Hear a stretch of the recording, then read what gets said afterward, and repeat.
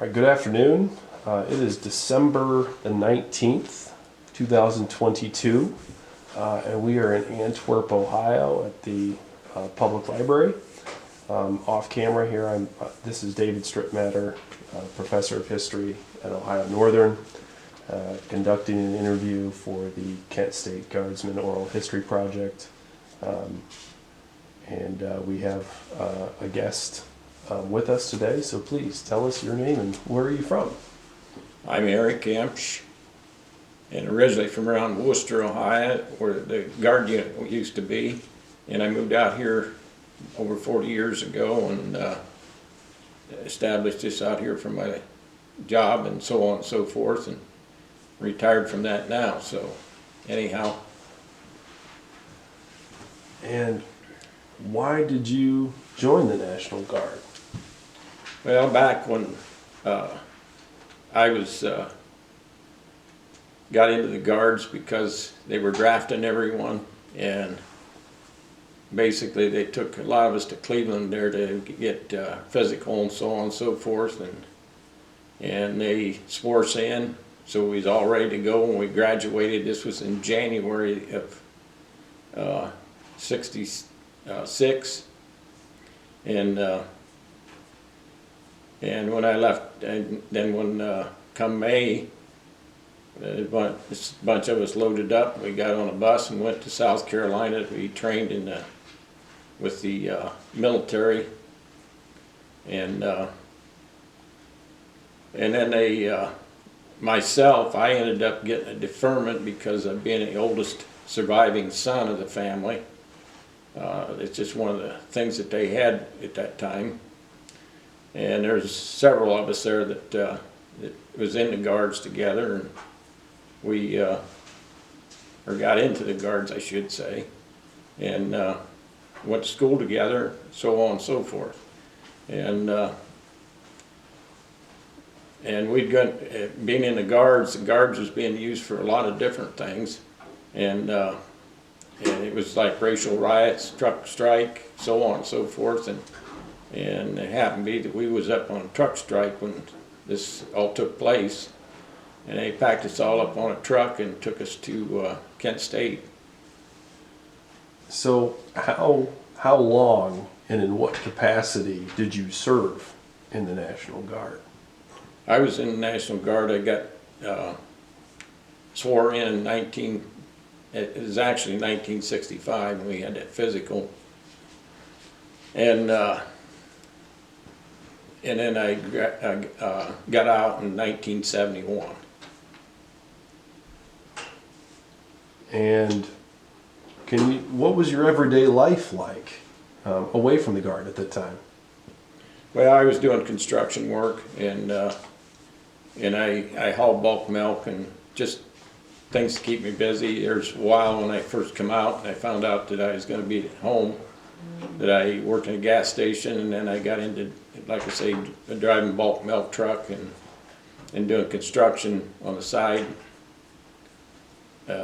until basically, because I couldn't really, at that time, really hold a job down good because of the guards, because I had to be released so that I could go do the guard duty when they called me. And we had several years there. We was being called out every time you turned around. Like I say, it was for racial riots and different things, so on and so forth. If you go back in history, you can see that all it was where we was used and stuff. So how do you remember your time in the National Guard?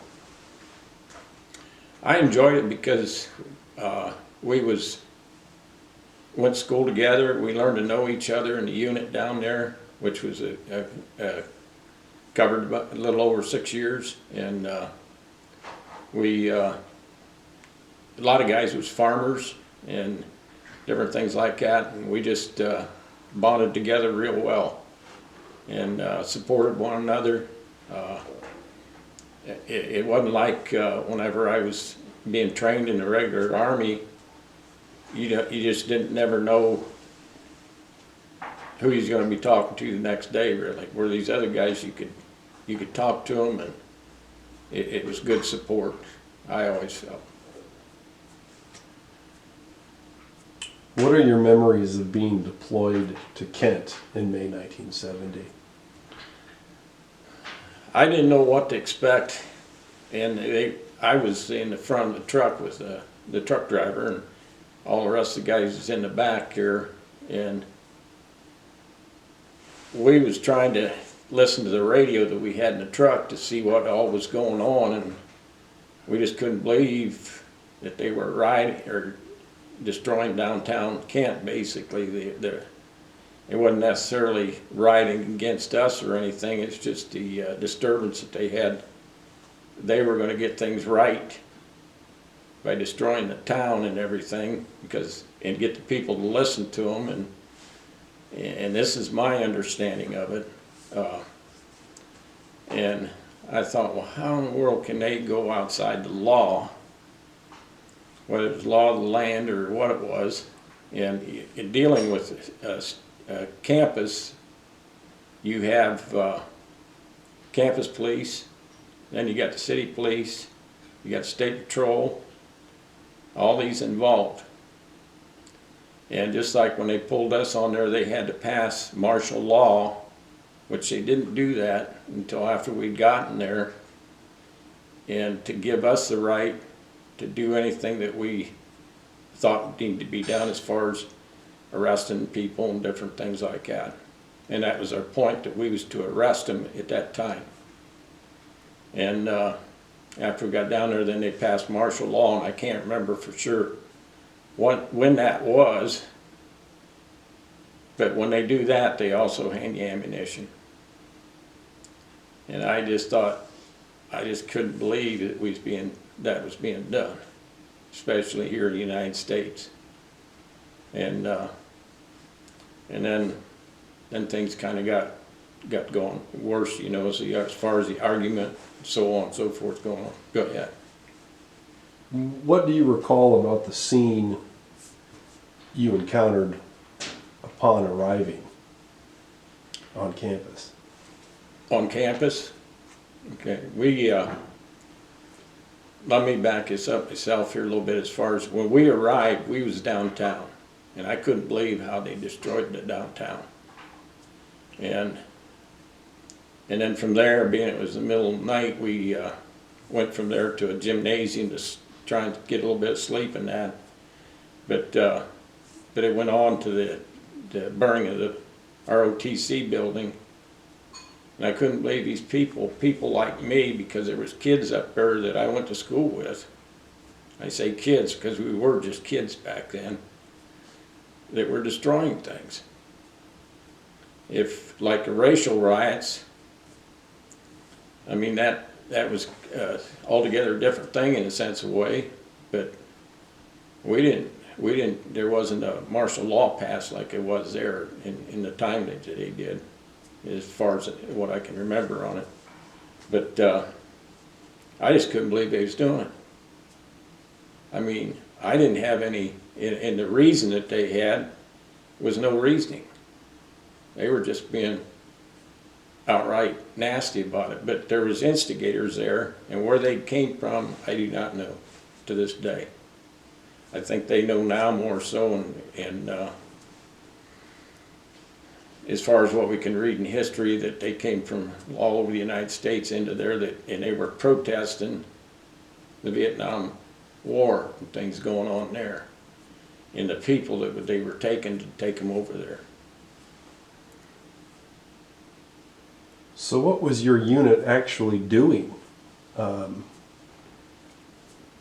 when you showed up and you saw the destruction of the downtown? We didn't have too much to do with downtown, because that was more or less the city police's area. They had jurisdiction, and they basically got them to disperse from there, but they moved on out to the college, and that's where little by little everything took place out there. And then just like when we went to the ROTC building, because it was burning, I mean, they were tearing up their hoses and so on and so forth, so they couldn't fight the thing.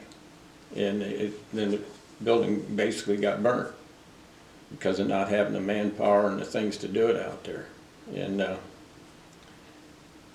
but the next day, it kind of there was a period there that seemed like things was cooling down, even, you know, that the building had been burnt and stuff, and then they started gathering again, and they basically, it was up around the school building there, and started coming down over the hill. Well, then governor was there, and so on and so forth, a bunch of people that had oh, I can't think of what you call him, the Adjutant General of Ohio was there, and he was the one that passed martial law that we had the permission to go ahead and do what we need to do to get things straightened out. They wanted us to move them out, so we disperse them, so that's when we started moving them on up over the hill. And once we got up there at the top of the hill, out of the commons area and stuff, they got to disputing again, so on and so forth. And I, as far as the shooting, I don't know for sure why and when it really started there. I know it was getting to the point where I felt like something was going to happen. And there was a guy on the roof of a building up there, and I don't know if he's the one that shot, but I thought that's where it came from. And it shows a picture of a guy on top of the building there, but there's several of them up on top of that one university building there. It had so many floors, and it's one kind of where we went up and went around there into the parking area. But just like I say, you knew something was going to happen, but the outburst of shooting, I never dreamt that'd be. I figured we was going to get into basically fist fighting, that type of thing. Do you have specific memories about the 13 seconds of gunfire? Not a whole lot of it. I mean, it just happened so quick and stuff, and I was so busy with the communication end of it. And basically all I was doing was carrying them radios that we had. And by the time, you know, you got to get your mind on something like that, and then next thing you know, it's all done with.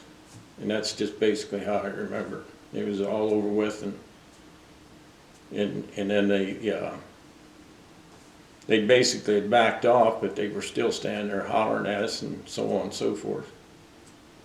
And I know they did move the High State Patrol in there, and I think that they helped the situation tremendously from in comparison to what the Guard was doing. What did you do in the moments after the volley of rifle fire? I don't know. I do know that I was just trembling, because I just thought, you know, this couldn't be happening here in Ohio in a situation like this. And it wasn't going to stop the war going all to get the war over in Vietnam by doing all that either. You know, what good is it? And I kind of thought that that's what they were dispersing that, and they did. It kind of cooled down then. And I'm talking a period of over, you know, a couple hours and stuff too. Do you remember what you did in the hours after all this happened on campus? Well, we clear even through the night there, we stood guard and things around out on the campus where the campus police would be guarding too. And they were out there also with us. So how long did you remain in Kent? Yeah, I forget what. I think we was there a couple days after that. We was basically staying in the one gymnasium there on the campus. They were rotating us. Do you have any memories about the media coverage of this event? They were there, but I didn't pay attention with them. if I'd have been media myself, I'd have got out of there. It's just like with the guards. How many of us would have stayed if we was allowed to go? There'd been a lot of us left because we just didn't want to be doing that type of things to people and stuff. But I wasn't raised to argue, dispute, shoot at people and stuff like that.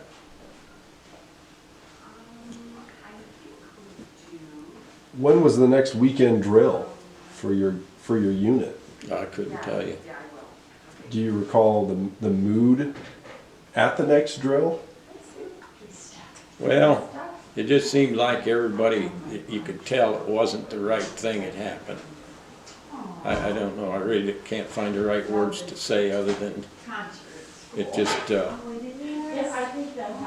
wasn't something that most of us would have really cared to have been there.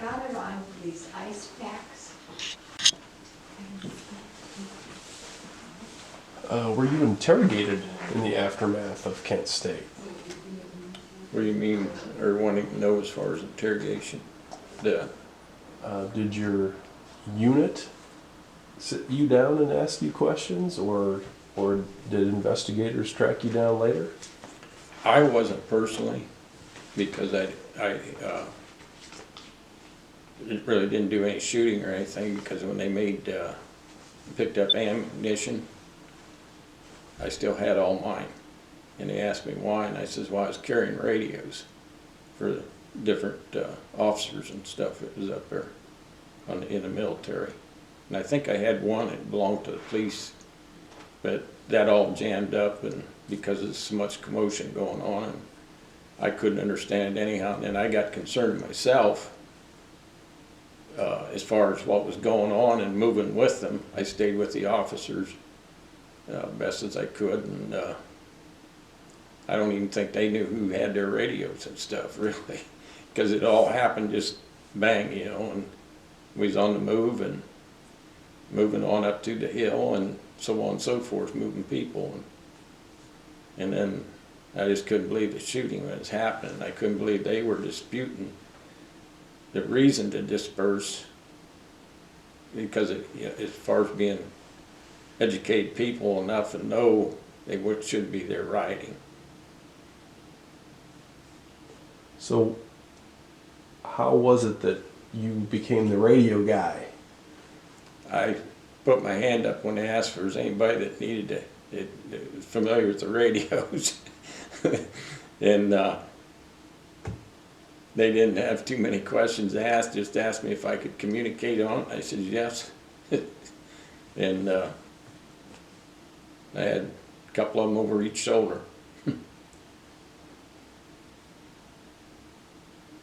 As best as I can remember. Did you follow the trials in the years afterwards? I didn't get involved in none of that. I was surprised they didn't call me, but just didn't happen. Because what questioning I had and stuff, I really didn't have anything to do with it. I moved with it, and then I moved back with them, as far as up the hill and back down, and I guess they didn't have any reason to bring me in there to court on it. One fellow kind of questioned me on it, and the biggest thing he was trying to do is find out who had shot and who had done any kind of physical damage to any people.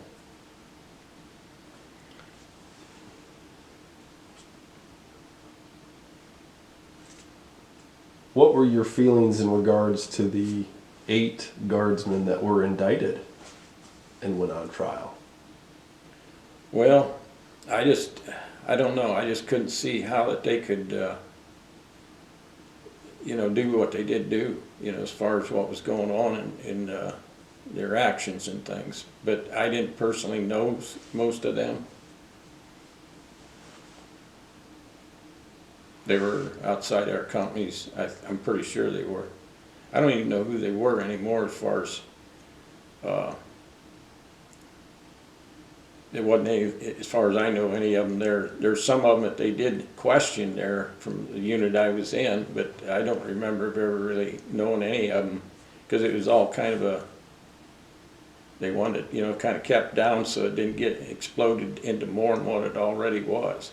As far as exploding, I'm saying wrong things said, wrong things done, so on and so forth. And Did you receive any sort of instruction in the Guard on how to handle this or talk about it or not talk about it? they didn't tell me not to talk about it, but they basically, you know, if we had something to say, we used to be interviewed about it and things, and if we didn't, I can imagine myself, you know, there's so many of us that they'd have to go through for all of it, you know, and they tried to make it short as they could and get the right people questions that needed questions and so on and so forth. In the years since 1970, how do you think being a guardsman at Kent State has touched your life or affected your life?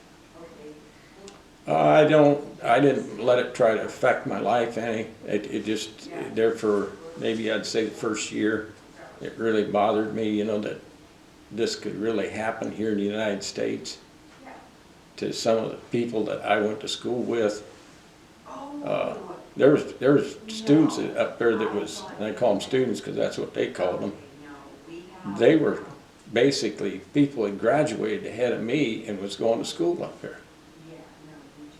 And you know, they come down there and talk to us because they found out we was there, and different things. But as far as I just I was still living at home a little bit then, and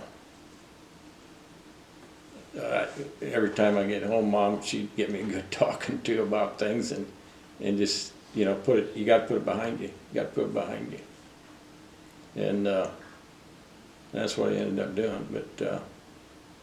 But I'd married that year after I was in there too, and I didn't try to let it affect anything, you know, in that way either too. So, but it's just very unusual. I didn't think I'd come out of high school and be going into service and then come back home and get into something like that, you know, later on in life. But it happened. I mean, we went to a lot of different things, like with flooding and so on and so forth, different things up in Michigan. All, you know, the racial riots and things like that.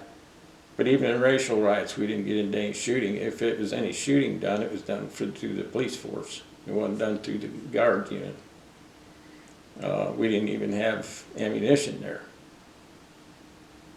And but they just used us for a backup as you know, as more multitude of people looking at this crowd and things to help move them on. And with the police force, that was in the racial riots, I'm saying. But up there, I don't know. It just unbelievable what was happening. I just couldn't believe it. Today you brought a couple of items with you to the library. What are these things? What do you have here? Well, they're newspaper clippings of what well, this one right here is Akron Beacon Journal, what their reporters had there, and what they had taken, what they had seen, they heard, so on and so forth, stuff that they collected on.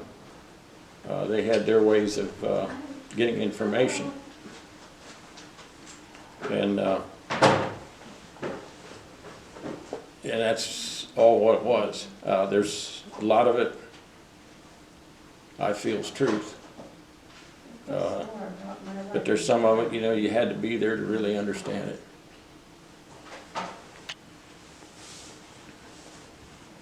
Why do you think you've kept this newspaper section all these years? Well, I got my mom clipped it out of the paper for me because I was no longer living at home or anything. And she had it for quite a while, and then she finally told me I might as well have it. And I said, well, I've had a few people ask me, and I said, you know, maybe I can just lend it out to them so they can kind of read a little bit more on it. And then one time or so, I had school ask me a little bit on, and I went and talked to them a little bit, and basically laid these pictures out on a table so that they could see it and read it with a piece of plexiglass over it. And I'd flip them over and stuff, because there is some of them, it's 2 pages, and some of it I'd had copied so that I didn't have to do that too, but then they were kind of wore out. But anyhow, I guess I always felt just like talking here, you know, I don't want to start anything over again, and I don't mean to say something that's not right, but sometimes you can, because you forget, and then you try and bring it all back, and sometimes you get things all lapping over top of each other. And hopefully I haven't gotten anything wrong today as far as what took place and what had some of the things that had happened, because it just so much in a little bit of time to try and put it all in your mind. It's just not feasible. So over the last 50 years, who have you spoken with about your experience at Kent State? Well, I quit talking about it. Really, it just kind of, you bring back a lot of things in your mind, you know, and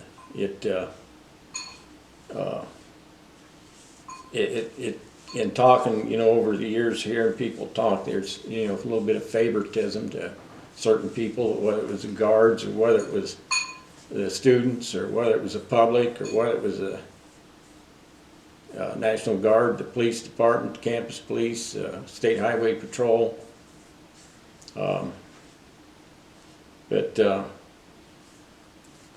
It's something that I often wondered whether they should have brought us in on it, being it was in a campus like that.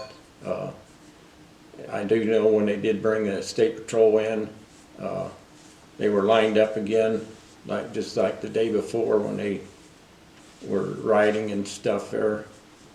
And but state patrol seemed like they really had the control of them, because they did disperse and they did get off the campus, and it all went downhill from there. As far as downhill, I mean bringing it to an end. When you said you stopped speaking about Kent State, when did that happen? About a year afterwards.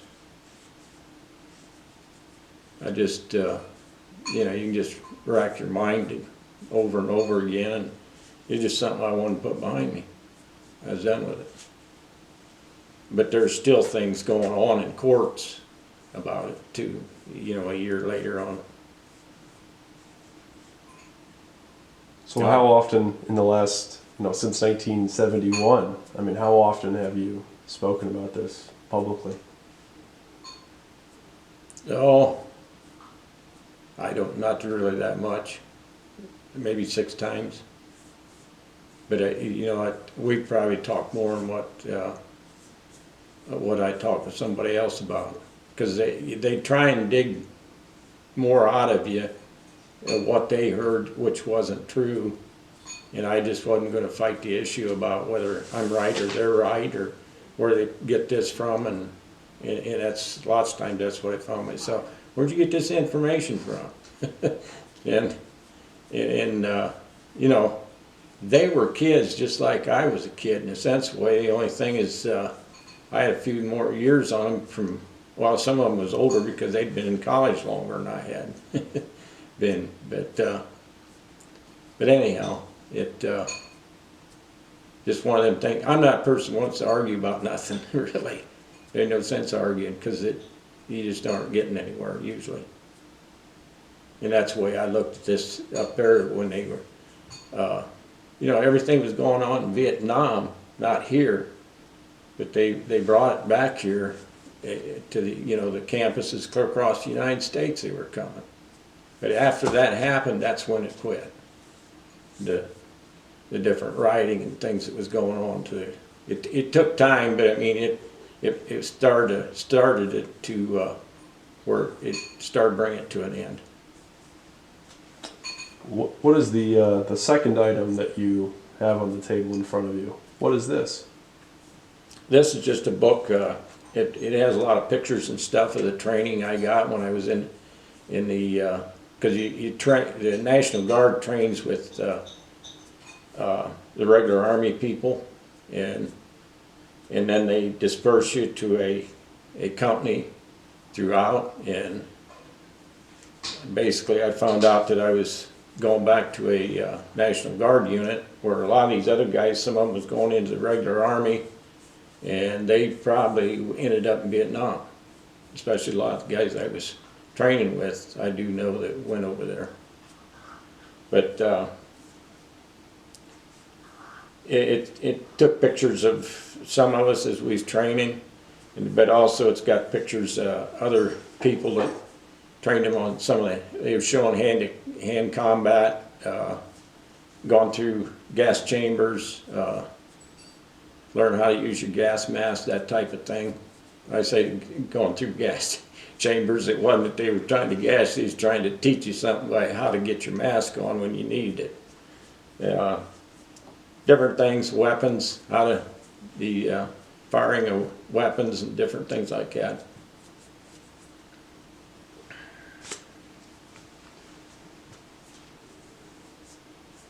Do you think your time in the National Guard, how do you think your time in the National Guard would have been different if Kent State never happened? Well, at the Worcester unit, we had a lot of farmers in there, and we bonded real well together. I always felt there were guys you wanted to be with, and it, like in the regular Army, you got people coming from everywhere. We trained people from out of the United States that we was trained to go to Vietnam, to go over and fight for the United States. Just a lot of different things, and you try and put all that together, and it takes a little while to put it all together. And that's what I liked about being in the Guard unit. We were all familiar with each other. We bonded real well. And a lot of situations, I mean, we knew he was going to try and take care of it, whether it was like flood situations or what, different things like that, and we'd come back and go home until the next thing come up. And if I had to do over again, yes, I'd go, and had to serve in the service, I'd go back to the National Guard.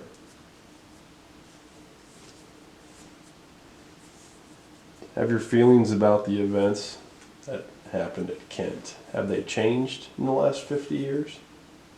Well, I felt it was a worthless situation in a sense of way, because there's no sense arguing over something that you can't do anything about anyhow. I don't want to put it, our government's the one that was going to stop that war over there, and no matter what they done and how much they damaged and how much they were doing, they weren't going to change it. But they thought they would. And I think they thought by rioting and everything there that would it'd come to an end. But it didn't.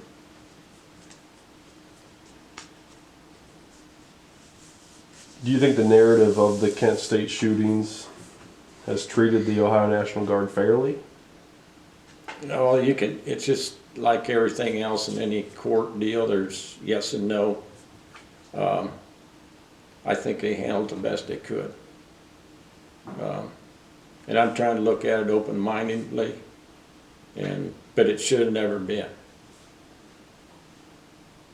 As far as what I'm looking at, that wasn't sensible. Because it's just like any argument or anything, when it gets out of hand and stuff, where you start doing damage to other people, it's just not good. I may be too soft-hearted or whatever about things, but you know, people, we should love one another, and I guess that's part of my Christian bringing up, and that's what the Lord tells us, to love one another, not to abuse each other, and not to kill each other, and so on and so forth.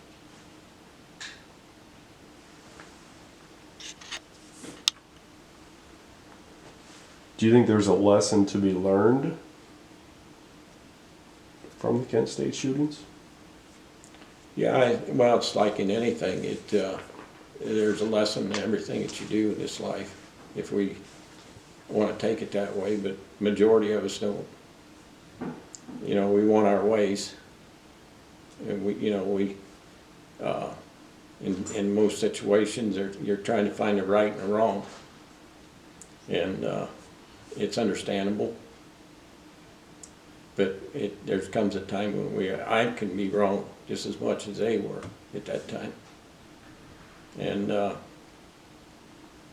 I think that the leadership that we had up there in the majority of this was legally trying to do what was right for the situation and get it broke up. But why that ever happened, I don't know. All it took was one fire, a weapon, and everybody was jumpy. We knew something was going to happen, and that's what happened. In the past couple of years, there have been episodes of violent protests in the United States. June 2020, after the death of George Floyd, almost a couple of years ago at the Capitol building. Do you see, or did you see any parallels between those events, what was happening with those events, and what you were asked to do at Kent State back in 1970? Well, again, it's all senseless. There's a reasonable way of doing a lot of things, and these type of things aren't. It's just like you look at the United States, well, this whole world right now. There's a lot of senseless things just going on, and it ain't gonna get nowhere. It's the idea of sitting down, just like you and I sitting down across the table from each other. There's a reasoning. Reasoning, what your thinking and my thinking is, but to come together in an understanding, sometimes it's hard to do that. It's like raising a child. You try and bring them up with the right reasoning, what they're doing and stuff, and not to teach them to kill people and so on and so forth. Why did you agree to sit for this conversation today with me? I don't know. It's really kind of getting to me here, some of it. But anyhow, I know you asked me several times, and I thought, well, I guess it wouldn't hurt to hear my opinion on things, and a lot of this is because maybe I didn't. There's other things that I overlooked in there, and I'd rather be right in what I'm saying rather than say something that's wrong, because what's that bring? That brings arguments. Is there any question that I have not asked in this conversation that maybe I should have? Not that I know of. Is there anything that you would like to add to this Not interview? really. I'm ready to quit. Because just the idea of, bringing up some of the old stuff, I guess, and but I guess to help you out, I guess, is the only way that I'm trying to make any good out of it, to be able to maybe voice my opinion. And there may be a lot of people out there don't agree with me, but again, Lord didn't make us to want to murder each other and kill each other, and he wanted us to love each other. And that's a hard thing for the things today, just the way our old world's going. Well, thank you very much for your time today. It's much appreciated. So, yeah.